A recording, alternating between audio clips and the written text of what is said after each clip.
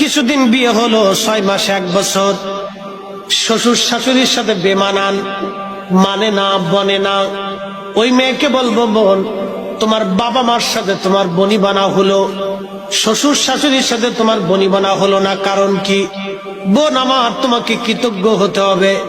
এই ভদ্র মহিলার জন্য তুমি একটা স্বামী পাইছো।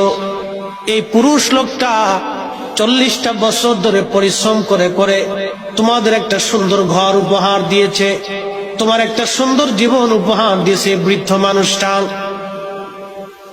60 বছর ধরে এই বৃদ্ধ লোকটা পরিশ্রম করে করে তোমার একটা সুন্দর সংসার দিল, তোমার একটা জীবন দিল, তোমার একটা সুন্দর বাড়ি দিল, তোমাকে একটা স্বামী উপহার দিয়েছে। এই বৃদ্ধ লোকটা ঘরের মধ্যে যে বৃদ্ধা মা আছে, এই বৃদ্ধা মা নারীটা ঘরের মধ্য থেকে তোমাকে পরিশ্রম করে করে তোমার জন্য বাড়ি সাজাইলো, তোমার জন্য ঘর সাজাইলো। বৃদ্ধার চিন্তা, আমার ছেলে হয়েছে, নাতি হবে, নাতি নিয়ে সুখের সংসার চলবে। তুমি আসবে মানান হয়ে ঝগড়া ফাসাদ করে ওই মা থেকে তুমি জুদা হয়ে গেলা, মার মনে ব্যথা দিয়ে তুমি আলাদা হয়ে গেলা, স্বামী নিয়ে তুমি আলাদা হলা। বোন আমার, যদি স্বামী তোমার আলাদা হতে চায়, তুমি স্বামীর সাথে ঝগড়া করতে পারো, না না আমার শ্বশুর শাশুড়ি থেকে আমি জুদা হব না, অথবা জুদা যদি হতেই হয় আমার শ্বশুর শাশুড়ি আমার ঘরেই থাকবে, আমার ঘরেই খাবে, আমি তাদের সেবা শুশ্রূষা করব। এমন মেয়েটা পাওয়া তো বড় দুষ্কর। বোন আমার, আমি আপনাকে বলতেছি, আপনার কৃতজ্ঞ হওয়ার দরকার, কৃতজ্ঞতা প্রকাশ করা দরকার। আপনার বোঝা উচিত, এই বৃদ্ধ লোকটা 60টা বছর পরিশ্রম করে আমার জন্য এই ঘর সাজাইছে, এই বাড়ি সাজাইছে, এই সংসার সাজিয়েছে।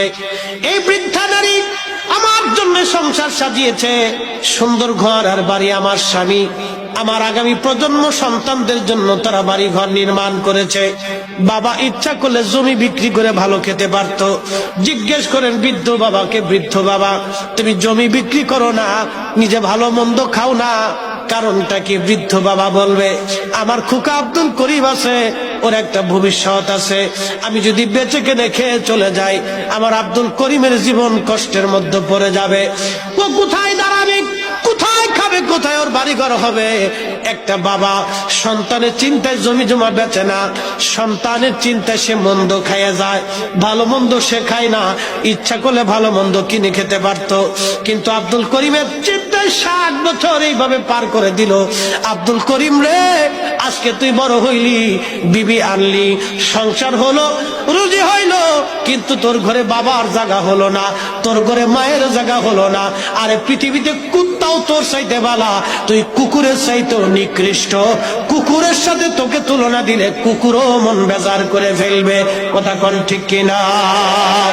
এই সন্তান বলা